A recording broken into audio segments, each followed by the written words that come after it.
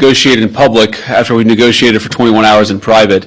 But the simple fact is that we need to see an affirmative commitment that they will not seek a nuclear weapon, and they will not seek the tools that would enable them to quickly achieve a nuclear weapon. That is the core goal of the President of the United States, and that's what we've tried to achieve through these negotiations. Again, their nuclear program, such as it is, the enrichment facilities that they had before, they've been destroyed. But the simple question is, do we see a fundamental commitment of will for the Iranians not to develop a nuclear weapon, not just now, not just 2 years from now, but for the long term? We haven't seen that yet. We hope that we will.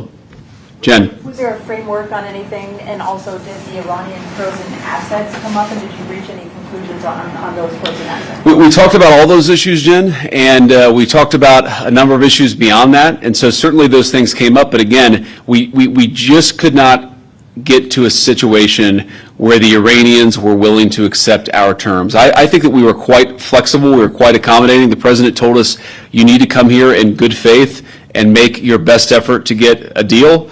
We did that, and unfortunately we weren't able to make any headway. Preston.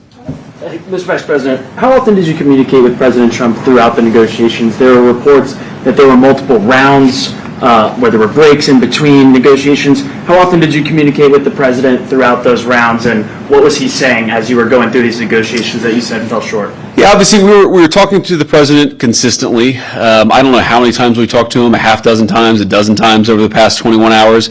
We obviously also talked to Admiral Cooper, to Pete, to Marco, to the entire national security team. We talked to Scott Bessent a number of times. So look, we were constantly in communication with the team because we were negotiating in good faith.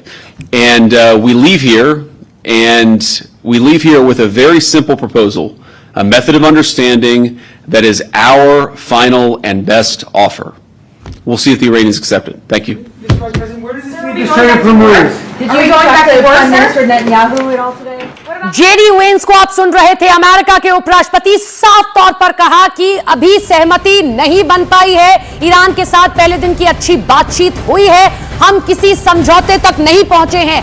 हम core मुद्दा यही था हमारा कि आगे भी, अभी भी, और जो एनरिचमेंट किया है न्यूक्लियर वेपन्स को लेकर, वो नहीं ईरान करने वाला है। किसी भी तरीके की न्यूक्लियर एक्टिविटी न तो भविष्य में, ना ही अभी, और अगर पहले से भी किसी तरीके का संवर्धन किया है, एनरिचमेंट किया है सामान का, तो वो भी नष्ट किया जाए। अभी बातचीत पूरी तरीके से नहीं हुई है, अभी नतीजा नहीं निकला है, लेकिन ये जरूर कहा है कि अच्छी बातचीत हुई है। डोनाल्ड ट्रंप को, अमेरिका के राष्ट्रपति को, पल पल की जानकारी दी गई है। उन्होंने यहां यह भी जिक्र किया कि अमेरिकी राष्ट्रपति ने साफ तौर पर कहा कि आप एक अच्छी खबर के साथ आएंगे। मैं इस बात की उम्मीद करता हूं। शैलेंद्र वांगू हमारे साथ, हमारे सहयोगी जुड़ गए। शैलेंद्र, न्यूक्लियर डील का जिक्र किया है कि न्यूक्लियर को लेकर हम लोग लगातार बातचीत कर रहे हैं, वही हमारा कोर मुद्दा है। बिल्कुल, देखिए, जो बातचीत करीब करीब 21 घंटे चली इस्लामाबाद में, उसका कोई नतीजा निकलकर नहीं आया है, जो कि अमेरिका के उपराष्ट्रपति जेडी वांस ने खुद ही साफ कर दिया कि कोई समझौता नहीं हो पाया एक लंबी बातचीत के बाद। हालांकि उन्होंने ये कहा कि अमेरिका की तरफ से फ्लेक्सिबिलिटी दिखाई गई, अकोमोडेशन दिखाया गया, लेकिन ईरान जो है वो अमेरिका की शर्तें मानने के लिए बिल्कुल तैयार नहीं है। तो ऐसे में अब वो वापस लौट रहे हैं, लेकिन इस बातचीत का आगे क्या होगा ये लेकर क्लैरिटी नहीं है। उन्होंने ये भी कहा कि जो हमारा मुख्य मुद्दा है वो है कि ईरान कभी न्यूक्लियर पावर ना बन पाए, तो ये हमारा मुख्य मुद्दा रहा है। और उसको लेकर लगातार वो प्रेसिडेंट ट्रंप से भी पिछले 21 घंटों के दौरान कई बार उन्होंने इस बारे में चर्चा की है, जेडी वांस ने, और अन्य लोगों से उन्होंने चर्चा की है। लेकिन फिलहाल सबसे बड़ा सवाल ये है कि अगर बातचीत से कोई समझौता नहीं निकला तो क्या बातचीत आगे बढ़ेगी या नहीं, इसको लेकर अभी तक क्लैरिटी कोई सामने नहीं आ रही है। बिल्कुल, यही सबसे बड़ा सवाल था। स्ट्रेट ऑफ हॉर्मुज़ को लेकर देखिए शैलेंद्र, कई सारी खबरें सामने आ रही थी, लेकिन उस पर उनकी ओर से कुछ भी अभी नहीं कहा गया है। उधर ट्रंप ये दावा कर रहे हैं कि माइंस को ढूंढने का काम लगातार किया जा रहा है और उनको नष्ट करने का काम किया जा रहा है।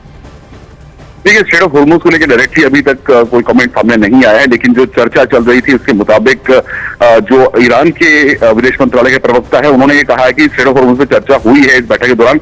हालांकि उन्होंने डिटेल साझा नहीं की, लेकिन बताया जा रहा है कि स्ट्रेट ऑफ हॉर्मुज़ को लेकर गतिरोध बना हुआ था। एक तरफ जहां ईरान चाहता है कि उस पर पूरा नियंत्रण उसी का रहे, लेकिन अमेरिका चाहता है कि उस पर सभी कंट्रीज का नियंत्रण रहे, बहुपक्षीय नियंत्रण रहे, लेकिन इसको लेकर ईरान तैयार नहीं हो, तो कहीं ना कहीं उसको लेकर सहमति बन पाई। हालांकि देखिए, अभी वो तमाम चीजें जिनसे गतिरोध बना हुआ है वो पब्लिक डोमेन में नहीं है, लेकिन ये जरूर जरूर है कि जिस तरह से जेडी वांस ने कहा कि हमारा मुख्य मुद्दा है कि वो कभी न्यूक्लियर पावर ना बन पाए, और इन तमाम मुद्दों को लेकर फिलहाल कोई समझौता नहीं हो पाया है।